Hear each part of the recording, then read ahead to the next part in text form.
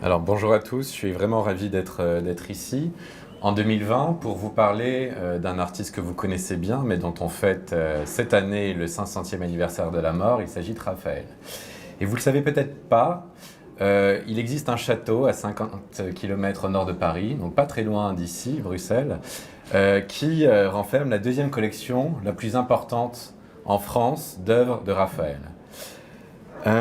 Cela tient à la volonté et au goût d'un homme, Henri d'Orléans, duc d'Aumale, cinquième fils du roi Louis-Philippe, qui a été le plus grand collectionneur français du XIXe siècle.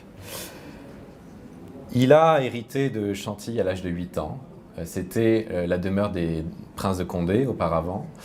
Le dernier prince de Condé est mort en 1830 sans héritier et a légué son domaine, son château et ses collections à Henri d'Orléans, duc d'Aumale. Un château très important avec des décors somptueux, notamment du XVIIIe siècle. Vous avez ici un exemple une des pièces des appartements des princes de Condé du XVIIIe siècle, du début du Rocaille. Parmi ces appartements se trouve ce qu'on appelle la Grande Singerie, un décor assez unique en France qui date ici de 1737, où les singes et les hommes s'entremêlent dans des programmes iconographiques en lien avec la chinoiserie et l'exotisme. Chantilly, le Chantilly du duc d'Aumale, c'est aussi les grandes écuries. Les plus grandes écuries princières d'Europe, construites entre 1719 et 1735, construites par le prince de Condé, premier ministre de Louis XV, qui pouvait y loger 240 chevaux, des chevaux dédiés à la chasse. Parce que Chantilly, c'est aussi un écrin de forêt, un écrin, aussi un parc, des jardins historiques, des jardins à la française, notamment ceux d'André Le Nôtre que vous avez vu dans la première diapositive, avec un canal beaucoup plus long que celui de Versailles, et un jardin anglo-chinois où vient se loger le hameau, construit en 1774 pour Louis-Joseph, prince de Condé, un hameau qui a inspiré Marie-Antoinette à Versailles. Le duc d'Aumale hérite donc en 1830 de tous ces trésors, de ce site, avec un château en partie détruit néanmoins en 1798 lors de la Révolution française. Et après son mariage, à partir de 1845, il va commander des appartements privés pour lui et son épouse napolitaine, des appartements que nous venons de restaurer grâce à l'Institut de France, à l'État français et à la Fondation pour la sauvegarde et le développement du domaine de Chantilly, présidée par son Altesse Lagacan. Des appartements dont vous avez ici deux des 7 pièces, montrant des décors de la monarchie de Juillet, donc des années 1840, très éclectiques, historicistes, où on a vraiment l'impression de rentrer dans l'intimité du duc d'Aumale. Ce duc d'Aumale est parti en exil pendant plus de 20 ans, entre 1848 et 1871, où il a été privé de fonctions militaires, de fonctions politiques, et il a passé son temps finalement à collectionner pendant cet exil, on va y revenir, notamment des Raphaël. Ce n'est qu'en 1871 qu'il revient à Chantilly, qu'il reprend possession de son château, qu'il reconstruit toute la partie du château qui avait été détruite pendant la Révolution, dont vous avez ici une partie, tandis que cette partie-là avait survécu. Et il va reconstruire son château pour former l'écrin de ses collections extraordinaires. Chantilly abrite de nos jours la deuxième collection la plus importante en France d'art ancien, après le musée du Louvre, avec tous les chefs-d'œuvre, de Fra Angelico jusqu'à Delacroix ou Ingres, avec aussi une bibliothèque extraordinaire, dont le trésor est constitué par les trésors du duc de Berry, et une collection de peintures qui va des primitifs jusqu'au XIXe siècle, en passant par la Renaissance italienne et française, période de prédilection du duc d'Aumale. Alors venons-en à Raphaël. Quelle est la place de Raphaël à Chantilly? Alors pour parler chiffres, parce que c'est toujours intéressant, Chantilly a la chance d'abriter de nos jours 3 tableaux de Raphaël, entre 7 et 8 dessins, ça dépend des spécialistes, et près d'une quarantaine de son atelier et de ses élèves. Et ce que je voulais peut-être étudier aujourd'hui, ce soir, c'est comment cette collection, qui est finalement la plus importante en France en main privée au XIXe siècle, a pu se constituer à l'époque où le marché est quand même se raréfie en œuvres de Raphaël. Alors, ce qu'il faut savoir, c'est que Raphaël est le peintre préféré du duc d'Aumale. L'examen de ces agendas montre que de très loin, c'est le peintre le plus cité, avec 21 occurrences, contre 11 pour Michel-Ange et 7 pour Léonard de Vinci, hein, si on se limite à la plus grande triade de la Renaissance italienne. Le duc d'Aumale, qui était un duc voyageur, qui parcourait l'Europe, qui parcourait les foires et les musées, hein, donc un duc finalement assez contemporain, il serait venu à la Brafa s'il le pouvait. Le duc d'Aumale ne passait pas dans une ville ou dans un musée sans aller admirer les œuvres de Raphaël. C'est ainsi que, on le sait grâce aux agendas, à Munich, il alla voir à nombreuses reprises la Sainte Famille Canisiani de Raphaël, ou la Sainte-Cécile qui est maintenant désattribuée, hein, l'original est désormais confirmé à Bologne. Il alla également très régulièrement en Italie. C'était sa destination favorite, à vrai dire, et notamment à Florence, au Palais Pitti, où on sait qu'en 1869, en 1875, en 1883 notamment, il allait voir la Madone à la chaise, que vous voyez ici à gauche, ou la Madone du Grand-Duc. Son tableau préféré de la Pinacothèque de Bologne, c'était la Sainte-Cécile, dont on a parlé tout à l'heure, qu'il alla voir là aussi à plusieurs reprises, en 1864, en 1880. Il juge aussi de sa restauration. Il juge en 1880 que sa restauration est trop poussée. Donc vous voyez, un duc historien de l'art qui se forme l'œil et a sa propre opinion sur l'œuvre de Raphaël. En 72, il alla également à Milan voir le mariage de la Vierge à la Brera. On sait même qu'il collectionnait, on les conserve toujours dans nos archives, les reproductions photographiques de ces tableaux pour documenter ses recherches et documenter sa collection. Alors cet amoureux de Raphaël voulut évidemment en acquérir pour lui-même.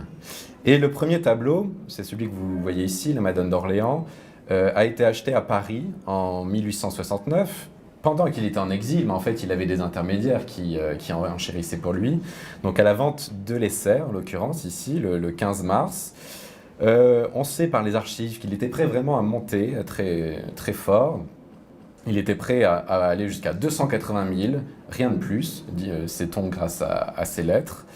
Ses intermédiaires, notamment un dénommé Baucher, s'inquiète, il dit qu'il y a beaucoup de gens qui viennent voir ce Raphaël, les prix vont monter. Et puis, finalement, très bonne nouvelle, le duc d'Aumale a pu avoir ce tableau pour 150 000 francs, ce qui est quand même considérable hein, pour l'époque. Ce tableau était vraiment important pour lui. C'est un tableau qui a été peint entre 1506 et 1507, pendant le séjour florentin de Raphaël, hein, avant qu'il n'aille à Rome. Et c'est un tableau qui étonne par sa superbe modestie. Vous voyez, il y a très peu de couleurs, hein, on est vraiment limité aux couleurs primaires fondamentales. On a une Vierge très maternelle qui regarde vers son fils, tandis que lui nous observe avec un regard plein de gravité, parce que finalement, lui et nous savons quel sera son destin et donc sa passion.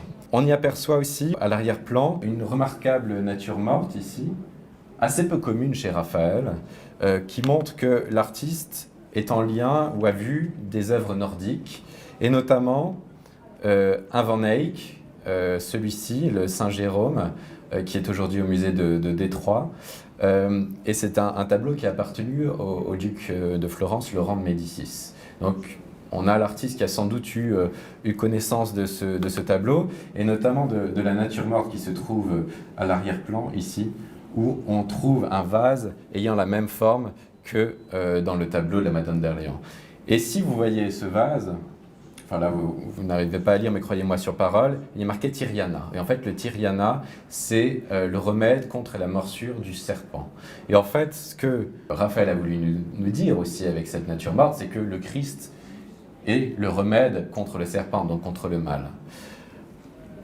C'est une œuvre qui témoigne d'une part d'une appétence, ou en tout cas d'une connaissance de l'art flamand présent à Florence à ce moment-là, mais aussi des grands maîtres que Raphaël a pu côtoyer sur les bords de l'Arno, et notamment Michel-Ange, avec ces enfants très sculpturaux. Là, je vous ai mis la Madone Bridgewater, qui est à peu près contemporaine, qui est aujourd'hui à Édimbourg, mais qui a été peinte pendant la carrière florentine de Raphaël, où vous avez ces enfants tout en diagonale, très sculpturaux, on dirait des petites sculptures en quelque sorte, qui en fait sont des réponses à l'art de Michel-Ange. Mais c'est aussi une réponse et un dialogue avec l'art de Léonard de Vinci. Et donc vous avez là, par ce petit tableau, un peu toute l'ambition du jeune Raphaël qui est à Florence et qui se confronte à ses grands aînés. Alors je m'explique, le sentiment maternel, le regard de la Vierge tourné vers l'enfant, mais surtout ici, vous avez, là vous discernez, mais vous verrez mieux si vous venez à Chantilly, vous avez un drapé ici bombé qu'on retrouve exactement là. Et donc, on est véritablement dans une sorte de creuset artistique que Raphaël a créé pour se confronter à ses brillants aînés.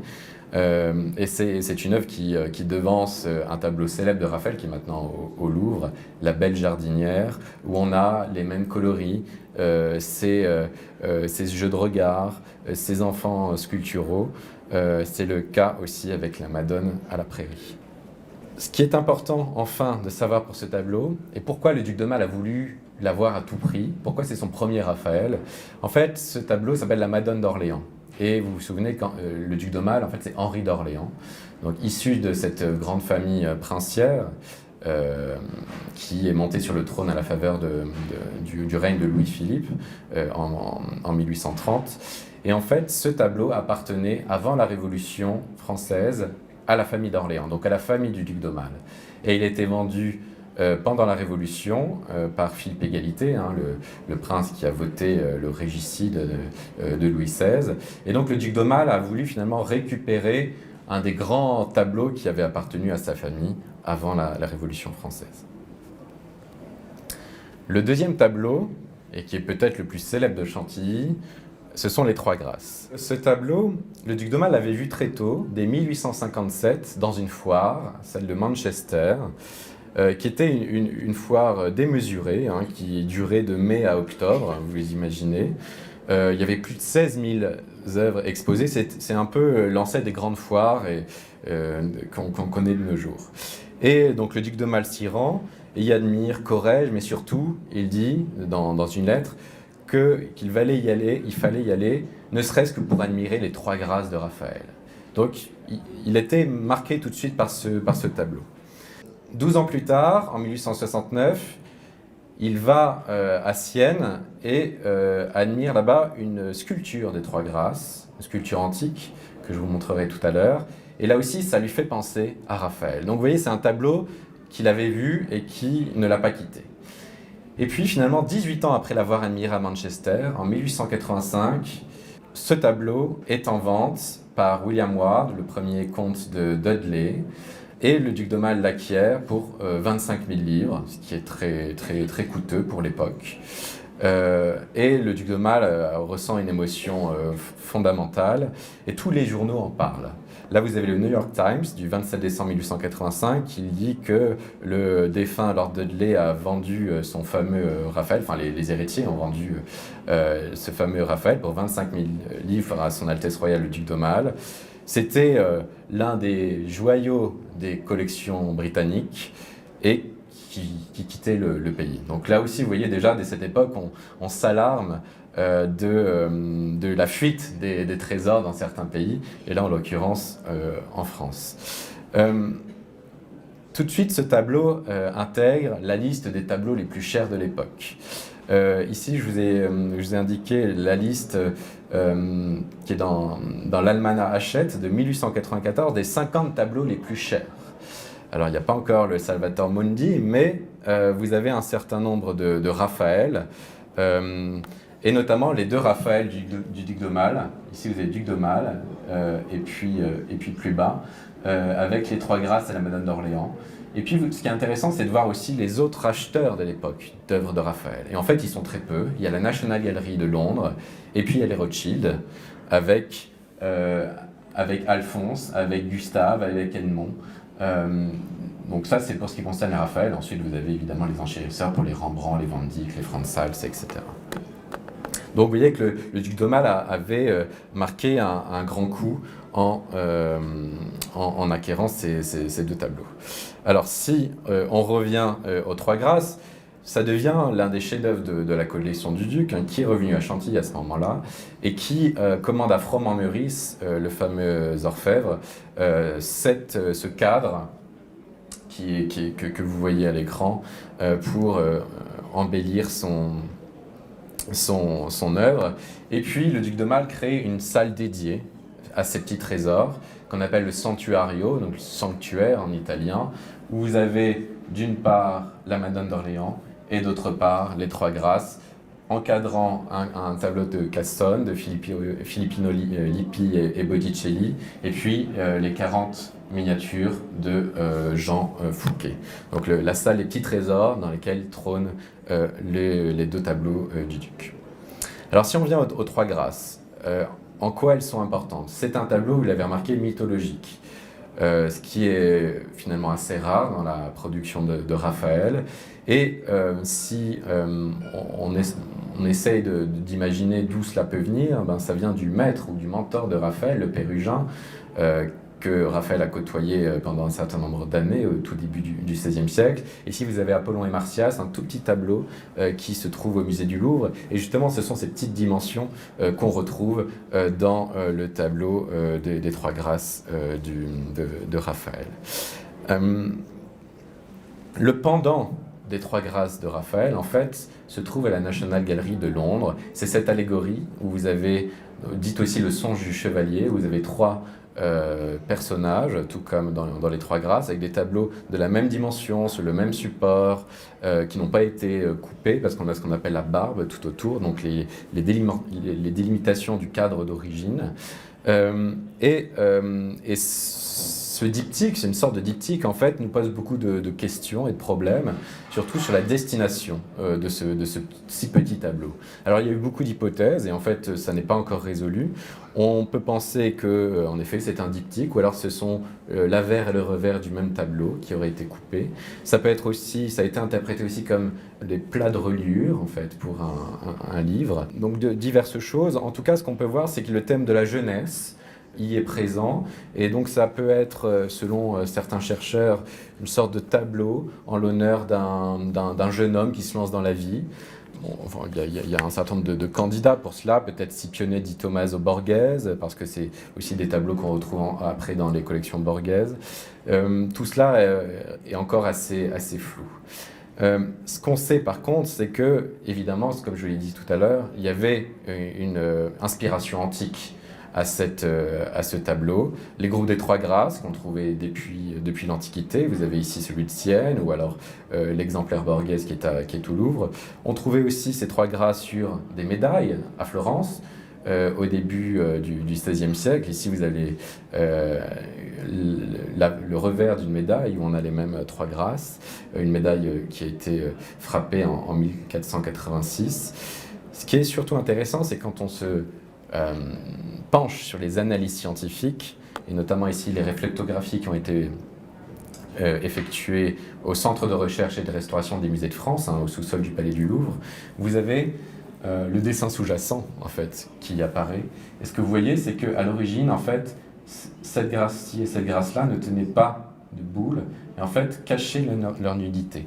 Vous voyez, de part et d'autre. Là, vous devinez la main qui cachait la nudité, tandis que la grâce du milieu tenait cette fameuse boule. Alors, est-ce que ce changement a été provoqué par un souci d'équilibre, c'est-à-dire avoir trois boules de part et d'autre pour harmoniser cette composition? Est-ce qu'on a aussi un changement iconographique? Est-ce qu'on est passé du jugement de Paris, vous savez, quand Paris doit donner la pomme d'or à la plus belle des déesses entre Junon, Vénus et Minerve, ou est-ce que ces trois boules, ça ne ferait pas écho finalement aux armes des Médicis, vous saviez, où il y a trois boules aussi dans leur blason. Beaucoup de questions. En tout cas, ce qu'on voit, c'est qu'il y a une sorte de plénitude compositionnelle qui aboutit avec ces trois boules, ces trois boules. Et en fait, on a sans doute là des allégories, de la tempérance, enfin, les fameuses grâces qu'on connaît. Voilà pour les deux tableaux du duc d'Aumale. Alors, vous allez me dire, mais en fait, il y en avait trois, mais je reviendrai à la fin sur l'histoire du troisième parce qu'elle est tout à fait intéressante. Le duc d'Aumale a surtout acheté aussi beaucoup de dessins. C'est un grand amateur de dessins et il les a achetés, en tout cas pour les dessins de Raphaël, en bloc. Il a acheté une collection, celle de Frédéric Rézé, qui était conservateur au musée du Louvre et qui, pour éviter un peu les conflits d'intérêts, a décidé de vendre sa collection personnelle. Et donc il y a eu beaucoup de négociations, là aussi vous l'imaginez. Il y a un sculpteur qui était le conseiller artistique du duc de Marle, qui s'appelle Henri Trichetti, qui était chargé des négociations.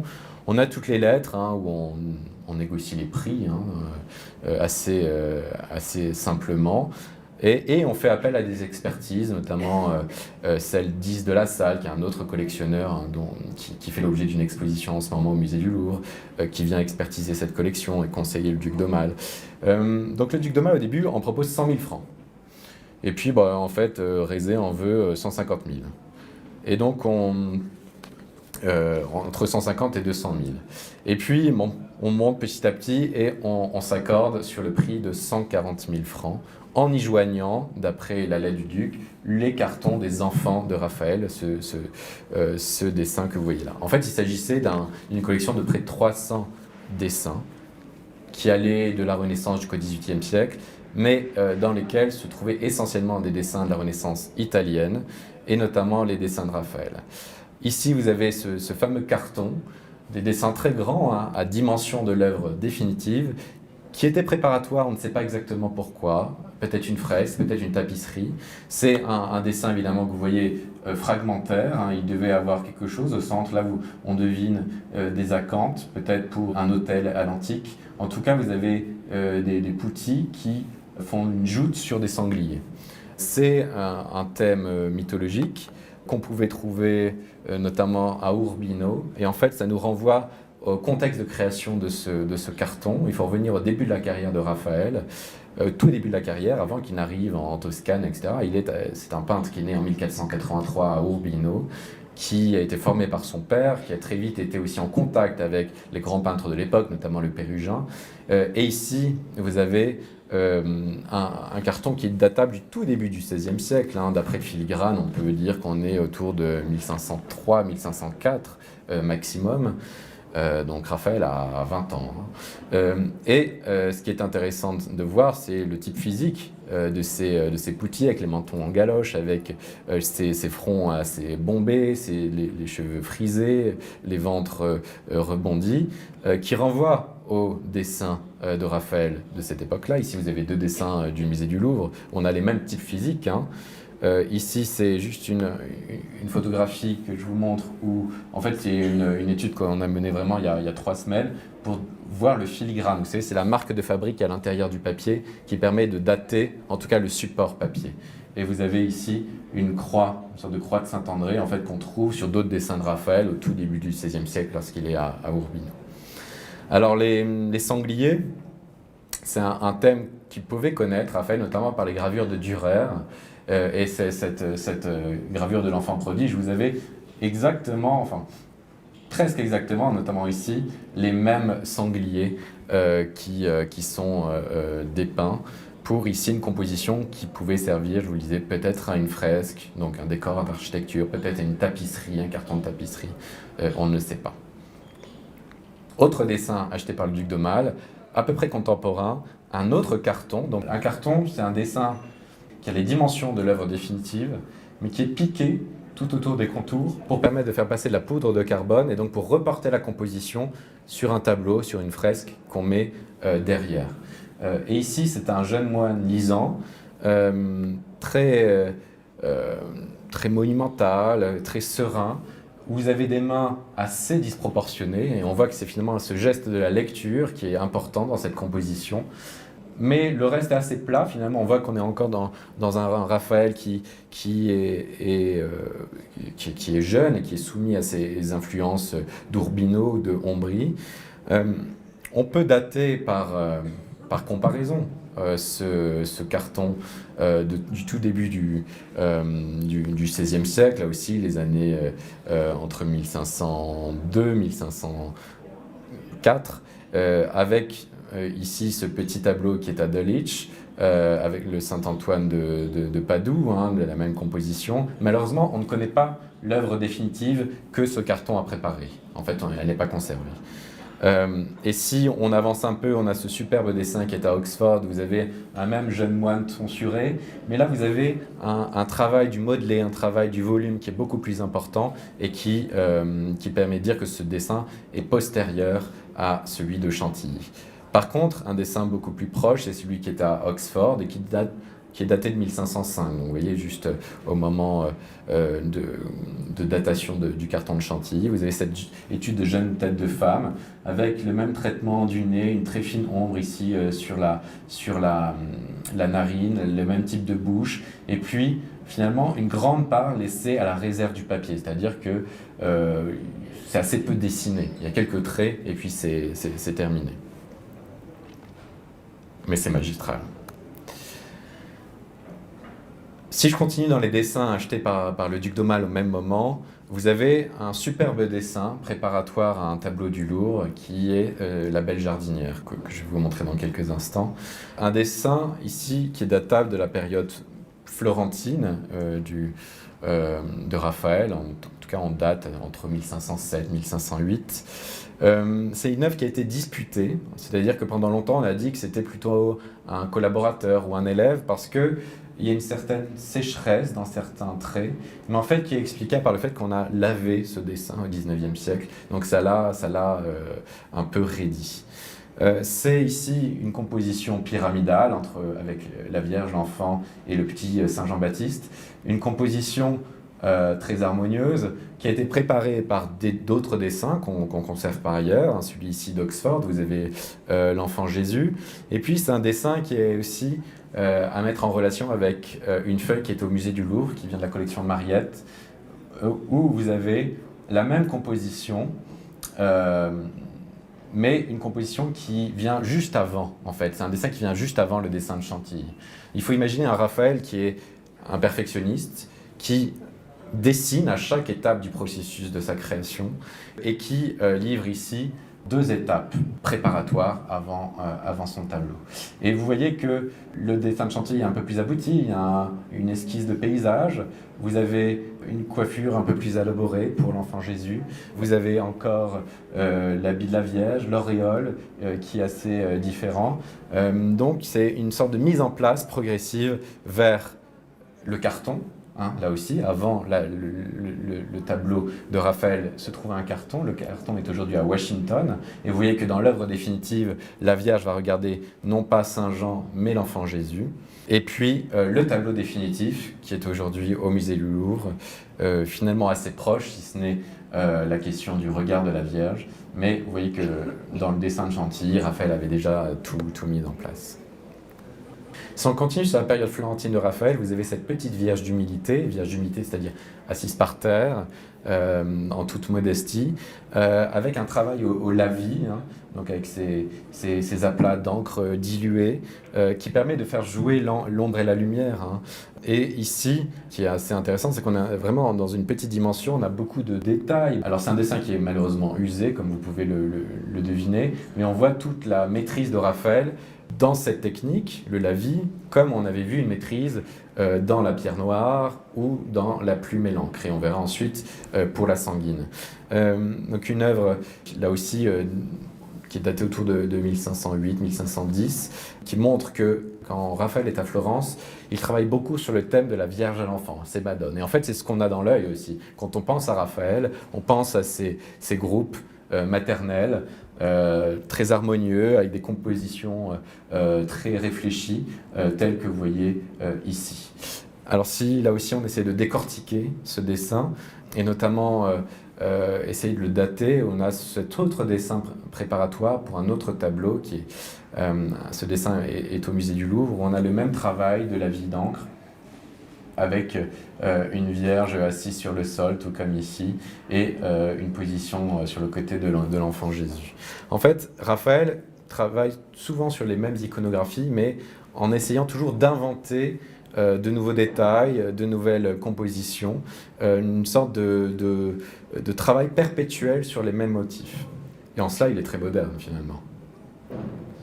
Donc le dessin de Chantilly fait écho aussi à une autre composition de la fin de la période florentine de Raphaël, c'est la Madone du Belvédère, et notamment cette jambe déployée que vous voyez là, qu'on trouve aussi dans le dessin de Chantilly, ou alors ce dessin ici qui est formidable, qui est au Musée des Beaux-Arts de Lille, où vous avez un dessin préparatoire là aussi pour une Madone, une Vierge, avec la même jambe déployée, mais un corps ici beaucoup plus dynamique finalement que dans le dessin de Chantilly. Alors si je continue, un autre dessin, là aussi c'est un peu l'inventaire à l'après-vert, mais autre dessin biface de Raphaël, du début de sa période romaine. Vous savez qu'en 1508, Raphaël est appelé à Rome par le pape Jules II pour décorer les chambres du Vatican, les appartements privés du pape. Mais il ne va pas laisser tomber tout le reste de son travail. Il va continuer à produire un certain nombre de tableaux, et notamment un retable dont on va parler à ce moment-là, dont vous avez ici deux dessins préparatoires avec deux techniques différentes, la plume et l'encre, et ici la pierre noire.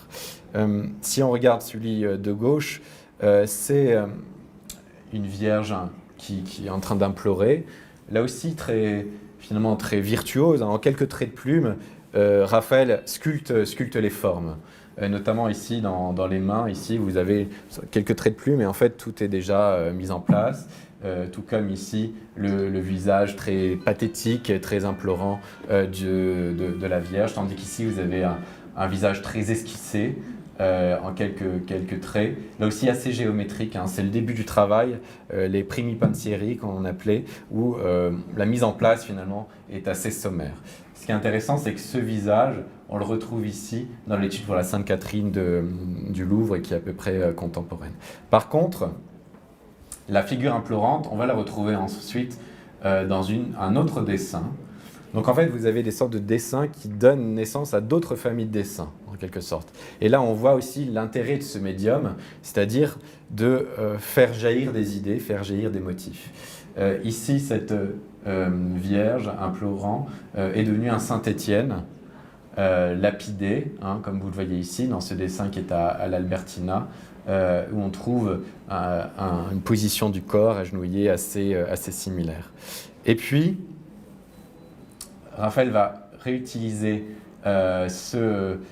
cette tête, non pas pour, là on dirait que c'est un homme assez vindicatif, mais en fait pour cette tête ici, du retable Baglioni qui est à la Villa Borghese, pour cette Sainte Madeleine qui se désole devant le Christ qu'on vient de déposer.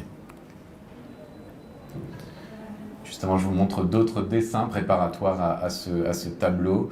Vous voyez que voilà, c'est un processus long pour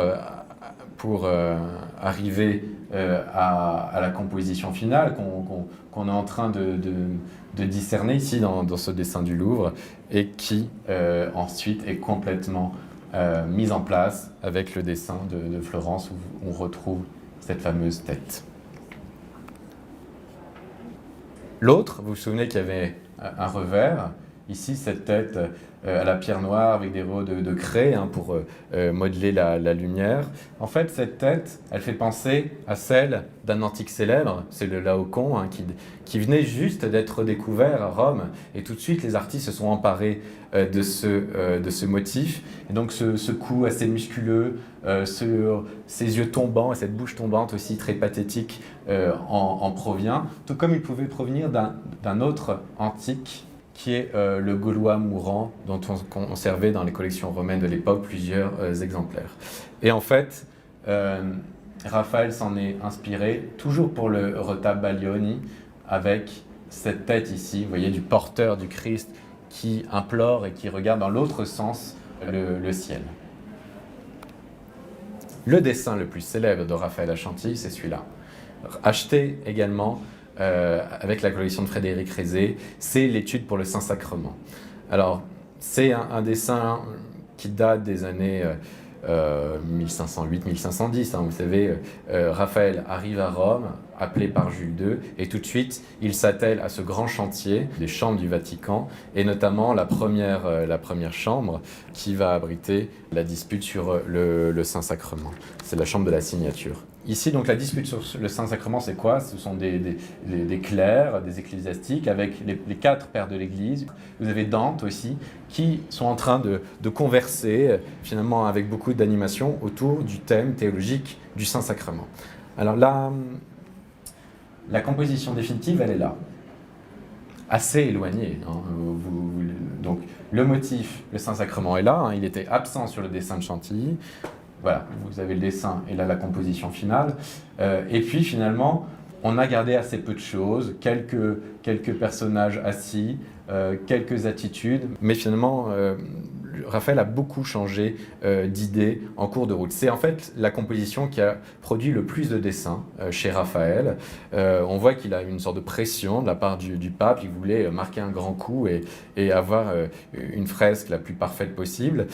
Dans le dessin de Chantilly, ce qui est intéressant, c'est que là aussi, il rend hommage à ses grands aînés, notamment Léonard de Vinci, avec ici l'Adoration des mages qui est à Florence. Vous avez ces petits personnages, enfin les mages un peu animés tout autour, qui renvoient un peu, là, notamment ces figures ici, aux ecclésiastiques de Raphaël. Et puis, c'est aussi une composition qui regarde du côté de Fra Bartolomeo, donc grand peintre de Florence, grand dessinateur aussi, avec son Jugement dernier, plein d'animations. Et puis, certaines compositions que Raphaël et le Pérugin avaient déjà imaginées, notamment à Pérouse, quand vous voyez ces personnages ici. Tout de suite, ça vous fait penser au dessin de Chantilly. Un dessin qui prend place dans tout un corpus, celui formé notamment par le dessin qui est dans les collections de la Reine d'Angleterre. Vous voyez que c'est toute la partie gauche qui est travaillée avec les personnages ici. Toujours le travail de la lumière qui intéresse Raphaël avec ses lavis. Et puis la partie supérieure en fait, de la composition, c'est le Christ aux cieux entouré de saints, en fait est à Oxford, et voilà comment devait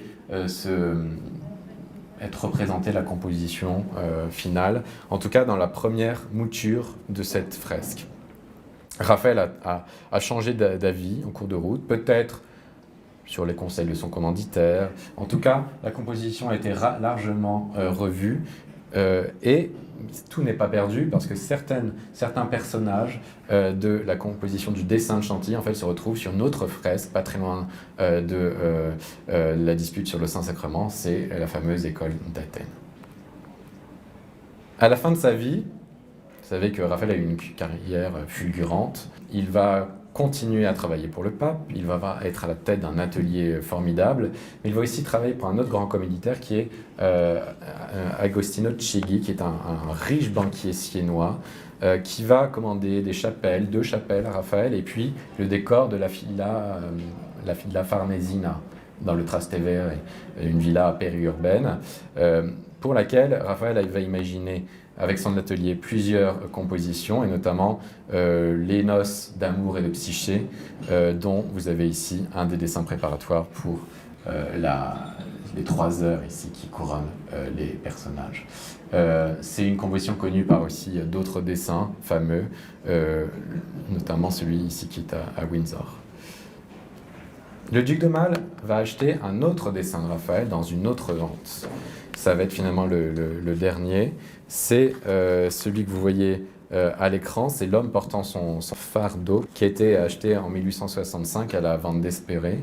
Un homme très sculptural à la sanguine, et en fait qui est préparatoire à la figure qui est ici dans cette fresque du couronnement de Charlemagne, où on voit en fait, si je vous montre ici, un Charlemagne sur les traits de François Ier et un pape Léon III sous les traits du pape Léon X, le commanditaire de cette fresque, et vous voyez que ce personnage est déjà ici, donc tout est déjà en place dans la sanguine de Chantilly, avec une composition connue par d'autres grands dessins similaires dans le trait, dans la technique, ce superbe chef-d'œuvre du musée de l'Albertina, ou alors ce petit terme du Taylor's Museum. Alors le duc de Mal pensait en avoir fini, qu'il avait 2 dessins, il avait 2 tableaux, 8 dessins, et puis des dizaines et dizaines de dessins de ses élèves. Je ne vous livre pas tous ici, parce qu'il faut que vous veniez à Chantilly à partir du 7 mars, voir l'exposition qu'on va consacrer sur les dessins et les tableaux de Raphaël. Et puis, il y a eu un coup de tonnerre dans les années 1970. Le tableau que vous voyez à l'écran, en fait, était connu jusqu'ici comme une copie. Le duc d'Aumale pensait avoir acquis une copie. C'était un tableau qui a été acheté dans un lot par le duc d'Aumale, la collection de son beau-père, le prince de Salerne. Et ce tableau de la Madone de Lorette, en fait, on pensait qu'il était perdu, que l'original était perdu. On connaissait les copies, on connaissait plus de 120 copies, ce qui était considérable. Et puis, on ne savait pas où était l'original. Par contre, ce qu'on savait, c'était que ce tableau avait été commandé en une sorte de diptyque avec un autre Raphaël, qui est à la National Gallery de Londres, le portrait du pape Jules II. Et donc, c'était des tableaux qui ont été commandés vers 1510-1512, donc à la fin de la vie de Raphaël. On savait que ces deux tableaux avaient été destinés à l'église Santa Maria del Popolo à Rome, et que au milieu du XVIe siècle, Vasari les avait vu que c'était des originaux, mais qu'à la fin du XVIe siècle, le cardinal Sfrondato avait donné de l'argent à l'église et les avait pris dans sa propre collection. Et puis on en avait un peu perdu la trace. On savait qu'au XVIIe siècle, ils étaient trouvés dans la collection Borghese. On sait ça parce qu'en fait, Sfrondato a vendu aux Borghese. Dans la collection Borghese, on avait les inventaires. On savait que sous le numéro 133, il y avait l'original de Raphaël. Alors, voilà, on était dans les années 1970, on était face à cette connaissance. Voilà une partie des copies qui sont connues. Et puis il y a eu beaucoup d'écrits. Évidemment, les chercheurs, les spécialistes se sont tous acharnés sur ce sujet. Par exemple, au Getty Museum, évidemment, ils pensaient qu'ils avaient l'original. Mr. Getty et ses conseillers étaient persuadés. Et en fait, il s'avère que tout est une copie. À la fin des années 70, entre 1976 et puis ça a été publié en 1979, le tableau de Chantilly, qui était très sale, très noir, a été restauré. On a découvert une superbe qualité. Et là, on pensait avoir l'original. Mais la preuve ultime était là, sous le vernis encrassé. Vous aviez le petit numéro 133, qui est le numéro dans l'inventaire Borghese du XVIIe siècle, celui qui avait l'original de Raphaël. Donc c'était un grand retentissement. Chantilly n'avait pas seulement 2, mais 3 Raphaël. Et puis, si on regarde un peu rapidement la composition, dans les réflectographies, les radiographies qui ont été produites à ce moment-là, on voit aussi que c'était non seulement un original parce qu'il fait des repentirs, c'est-à-dire que le maître avait changé sa composition en cours de route. Et puis, ce Saint-Joseph, à l'arrière-plan, il avait été rajouté dans un second temps, peut-être par Raphaël lui-même d'ailleurs, mais vous voyez que c'était finalement une œuvre de création, alors que toutes les autres copies, finalement, le Saint-Joseph était en majorité là dès le début, dès la création du tableau. Un tableau qui était connu par un certain nombre de dessins. Là, je vous montre des dessins qui vont être présentés à Chantilly à partir du 7 mars jusqu'au 5 juillet, avec ces dessins à la pointe d'argent sur un papier préparé de rose. Vous voyez que face finalement sans doute à un bambin, un nourrisson gesticulant, Raphaël essaye de capturer sa position pour parvenir à la composition finale qu'on voit aussi ici dans cette autre feuille issue du même carnet. Le tout dans cette période romaine où Raphaël continue à produire des vierges à l'enfant. Et en fait, la Vierge de Lorette, c'est un peu l'aboutissement de toutes les recherches de Raphaël autour de ce thème. Ici, vous en avez deux compositions à peu près contemporaines. Et vous avez cette composition qui est très forte, en fait. Vous avez la Vierge avec un regard bouleversant qui enveloppe, en fait, de son voile l'enfant Jésus qui a l'air de jouer avec lui, mais en fait, c'est la préfiguration du linceul du Christ.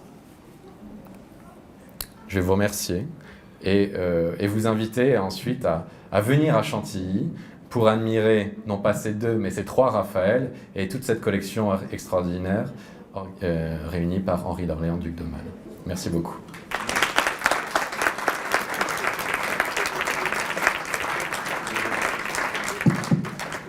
Des questions?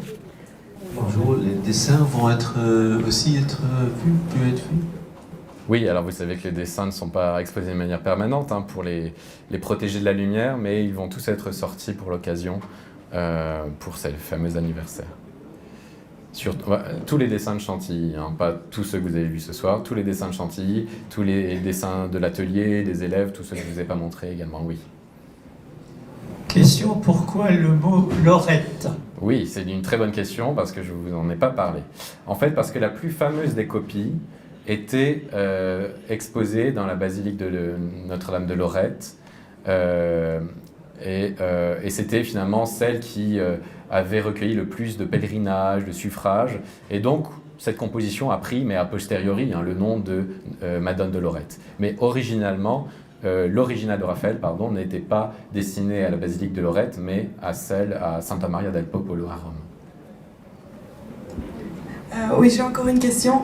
Qu'est-ce qu'un papier préparé de rose? Donc en fait, vous avez, notamment en Italie pendant la Renaissance, on peut dessiner sur du papier blanc, du papier beige, mais aussi des papiers préparés, c'est-à-dire où on a apposé une sorte de lavis pour des bleus, des verts, des roses, c'est une utilité en termes de travail. Et par exemple ici, ce rose, en fait, ça traduit la carnation future de l'enfant Jésus. Et donc, d'où le nom de papier préparé de rose. C'est une couche préparatoire. Oui, mais avec le stylet, qu'est-ce qui se passe? On révèle une couche qui est en dessous du rose à ce moment-là. Non, en fait, on dépose, c'est une pointe d'argent. Donc en fait, c'est un fin trait d'argenture, en fait, qui joue avec le rose. Donc ça révèle, parce que c'est très très fin. Donc il faut préparer le papier pour que tout cela se révèle. Et alors, est-ce qu'il y a un repentir possible? Là, ce sont des dessins préparatoires, mais donc oui. On dessine. Ah non, vous ne pouvez pas effacer, parce qu'en plus, ça imprime en quelque sorte, ça marque le papier. Donc c'est réservé à des dessinateurs extrêmement habiles. Et d'ailleurs, dans la Renaissance italienne, on confie cette technique souvent aux apprentis. Ça leur permet de se concentrer, parce qu'ils savent qu'ils n'ont pas le droit à l'erreur.